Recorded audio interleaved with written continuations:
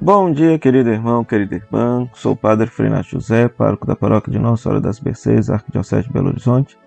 Seja bem-vindo ao nosso programa Pão da Palavra, no qual nos meditamos a Palavra de Deus proclamada neste domingo. Minha saudação aos queridos ouvintes da Rádio Comunidade FM de Bom Sucesso, Web Rádio Nossa Mãe de Birité e a todos aqueles que nos acompanham pelas redes sociais. Hoje estamos celebrando o 30º domingo do Tempo Comum.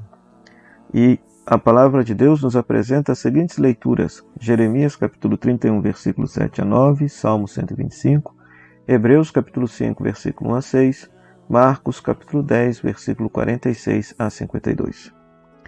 A primeira leitura, Jeremias capítulo 31, versículo 7 a 9, fala da restauração da vida dos cegos no tempo messiânico.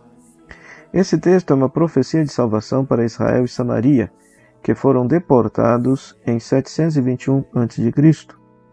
E este texto é interpretado mais tarde como válido também para Judá, Reino do Sul, que foi deportado em 586 a.C. O texto fala que Deus reunirá as tribos dispersas e as consolará. A cura de cegos e coxos é uma imagem da utopia messiânica, uma cidade onde não mais haverá cegos e coxos mendigando. O povo responde à misericórdia de Deus cantando Javé nos salva.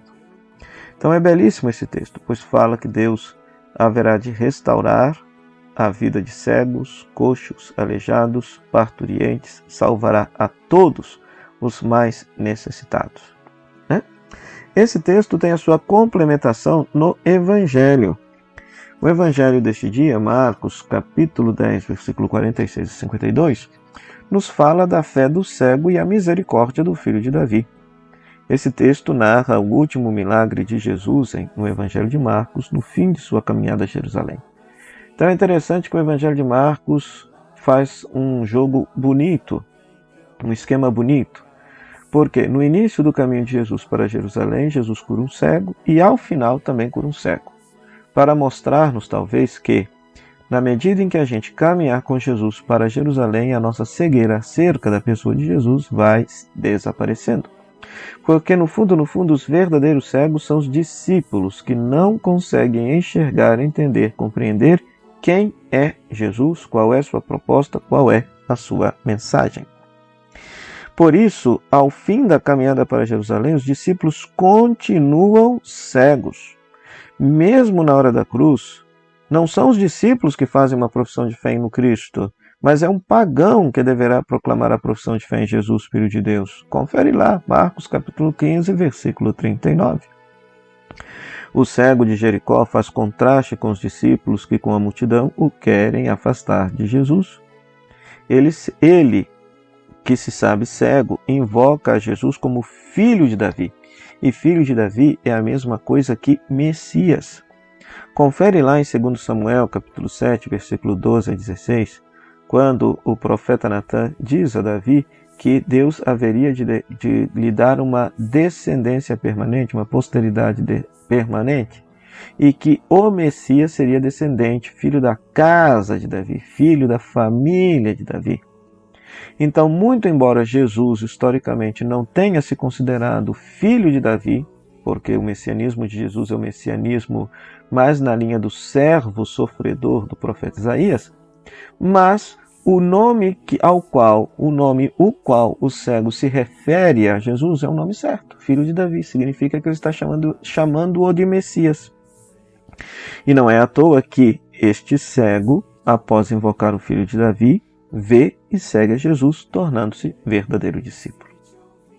Então, a partir desta primeira leitura aí do Evangelho, nós entendemos e compreendemos Jesus como aquele que é a presença de Deus em meio a todos aqueles que sofrem. Pois se na primeira leitura Deus cuida dos cegos, no Evangelho nós temos Jesus cuidando do cego. E aqui, meu querido irmão, querida irmã, para além da cegueira física, da deficiência física, que é importante, que a comunidade cristã deve se preocupar com todos aqueles que padecem dessa deficiência, é necessário também se preocupar com a deficiência da visão espiritual. O verdadeiro cego é aquele que é incapaz de entender, compreender Jesus e sua mensagem e seu caminho de vida. Vamos pedir a Jesus, nesse domingo, que nos cure desta terrível cegueira, sobretudo nesse mundo tão complicado, onde muitos falsos cristãos pensam estar seguindo a Jesus Cristo, mas no fundo estão seguindo uma ideologia religiosa, fanática ou até mesmo política e filosófica. Já a segunda leitura, Hebreus capítulo 5, versículo 1 a 6, nos mostra Jesus, sacerdote escolhido entre os homens. A partir do capítulo 5, Hebreus explicita a ideia de Cristo sumo sacerdote. Ideia essa que já foi mostrada lá no capítulo 4, versículo 14 a 16, que inclusive foi texto do domingo passado. Jesus é apresentado como mediador pontífice, ou seja, aquele que faz a mediação entre Deus e a humanidade, aquele que é a ponte entre Deus e a humanidade, entre a humanidade e Deus. E o sumo sacerdote que exercia essa mediação no Antigo Testamento, ele devia ter misericórdia do homem fraco e ser escolhido por Deus. Jesus dá pleno e transcendente cumprimento a essas exigências. Jesus experimentou em tudo a nossa vida, experimentou em tudo a fraqueza da nossa existência, conforme nos ensina o mesmo texto de Hebreus. A única situação de nossa vida que Jesus não experimentou foi o pecado, mas tudo mais Cristo experimentou e Deus o experimentou em Cristo. E aí, meus queridos irmãos e irmãs, a vocação dada a Jesus por Deus é ilustrada por duas citações dos Salmos. O Salmo 2, Tu és meu filho, hoje te gerei, e o Salmo 110, Tu és sacerdote eternamente, segundo a ordem de Melquisedeque. Esses dois textos são entendidos de forma messiânica, cumprindo-se em Jesus Cristo, filho de Davi, o salmista. Então é interessante que na igreja primitiva, o Salmo 2, da entronização, Tu és meu filho, eu hoje te gerei, este salmo era sempre entendido como uma alusão à ressurreição de Cristo, no qual Cristo é gerado na eternidade ou entronizado como rei de todo o universo na eternidade.